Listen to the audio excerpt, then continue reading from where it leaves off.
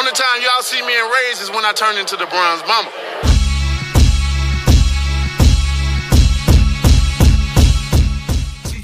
What's up, fight fans? This is Kurt DeVille with Counter Punch Boxing News, and I have some new news concerning Wilder Channels United, AhkiTV, and the rest.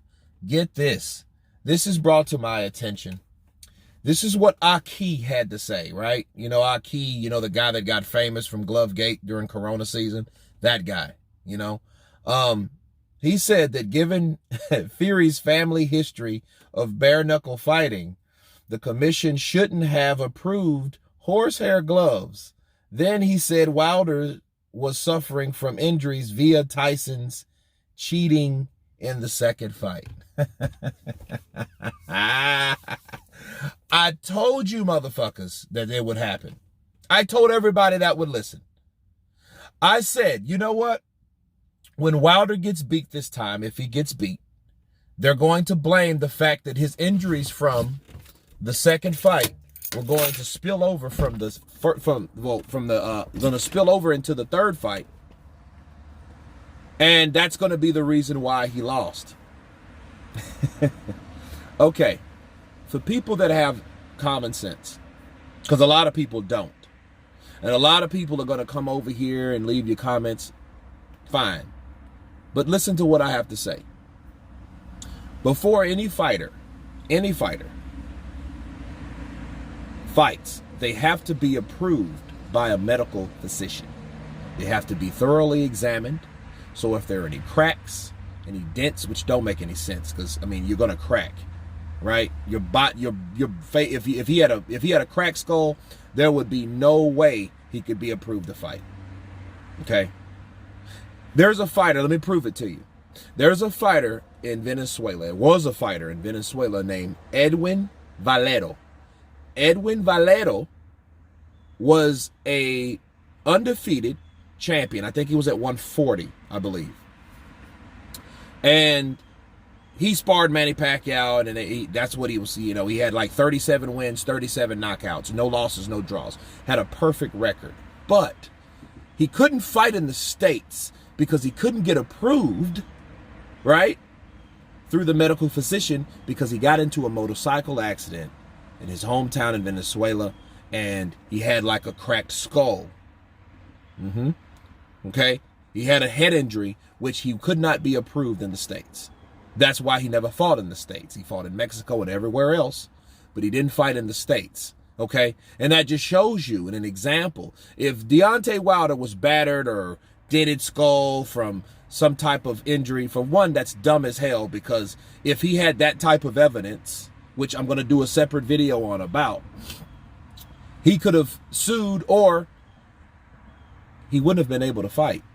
So regardless of what a person thinks that they can prove, he wouldn't have been approved to fight in the first place. Does that make sense to anybody? So before you hear guys like Ahki, and he's just trying to do it for views, it's a scam. Like T Street Controversy made a video yesterday, and he was explaining the people that didn't have jobs, couldn't really work because COVID, right? And people needed something to do. Well, Wilder just got beat. And when people were at home with nothing to do, your minds wander. You have to find something to do. Why not watch a shitload of videos and run up your terabyte of Wi-Fi, right? That's how they did it a lot of times. And when people caught on that Deontay Wilder's name was a hot search topic, they started making multiple videos of the same shit. And that's how that happened.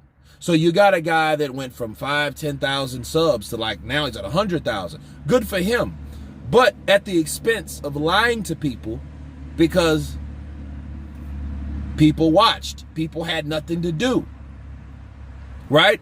And if you weren't very smart, you wouldn't really think about the ramifications of someone cheating the way they said he cheated. You see what I mean? Now it's his history of bare-knuckle fighting. Where in the fuck did you hear bare-knuckle fighting advantages last year? You heard everything else. Martin Carefoot, wild boar meat, nandrolone, cheating before, right? Martin Carefoot, Nicholas Asbury, Glovegate 1, Glovegate 2, Drunk Ref, right? Crab in the Barrel Ref, Mark Breland, Spiked Water. You know what I mean? Like, you heard everything else, but you did not hear Bare-knuckle. Now, due to the history of his bare knuckles, they shouldn't have allowed him to fight with horsehair gloves. Well, motherfucker, Wilder could have wore horsehair gloves. In fact, he changed his gloves. You think that affected Wilder's punch as much as it affected Fury's? But get this. I thought that Tyson Fury was cheating with those gloves. He wore the same fucking gloves he wore last year. The same type, the same brand, and even the same color. He wore the same color gloves. Okay? They cut them shits open to let Tay Jones look at those. So nobody could say afterward, well, we didn't get a look at the gloves. He could have had anything in the gloves. You know, they protected. If they protected, don't fight the motherfucker. Okay? But I honestly think that when you listen to guys like that, if you have any sense, it's a scam. And a scam is somebody that only forfeits and profits off of hits from YouTube because he knows damn well that shit ain't true. And that's why he's saying it. If it didn't get the hits, let's say it got 300 instead of 30,000, nobody would care. He wouldn't care. He wouldn't push it because the narrative's not worth pushing because the narrative's not profitable. Okay, and I have to understand something, people. When I started making videos, because people was asking me like, hey, who's this Ahki dude? And I was like, oh, well, that's one of Dante's flunky guys or whatever. He's an understudy of Dante. They were like, man, he's saying that he's cheating and cracked skulls and stuff. I'm like, what? Cracked skulls, dented skulls? Man, get the fuck out of here. Really? So I started listening to it, right? And stuff would just be sent to me. So I do videos on it. Well, in fact, those same guys hated my channel because I was making too much sense, right? On top of, I guess, the views were too high. If the views were very small, they wouldn't care. But since I got on the radar because I was making too much sense, they deliberately tried to shut my channel down. These are facts. Okay? And Ahki, I never talked to him, never spoke to him. You know, he never messaged me. That just shows you the chicken shit type of people you're dealing with. Because he's like, oh no, you're not going to stop my narrative. I'm tired of you debunking my narrative. Well, you can't really do anything about it. You can try, but you can't do anything about it at the end of the day. It got real nasty. Just go to my other channel. Well, actually, go to if you're a member, you'll hear you'll hear blow by blow and play by play. But saying all that to say this, because I'm going somewhere with this, right? Those guys don't believe what they're pushing. A lot of them. And for the ones that do, they're just, I guess, delusional grandeur. They think, you know, this is that because I guess they're that close to Deontay. But Ahki's not. He's just a guy that makes videos, and those videos are profitable. That's why he makes more videos. Why not? But understand, you have to understand the difference between the truth and something that someone wants you to know as the truth. And they don't give a shit if you believe it or not, as long as you keep watching it. If you go to the grocery store and you see the Globe, and you know everything in the Globe or the National Inquisitor is a bunch of bullshit, but as long as it sells, who cares? That's how those channels, or I know that channel that said this shit about Tyson Fury is ran.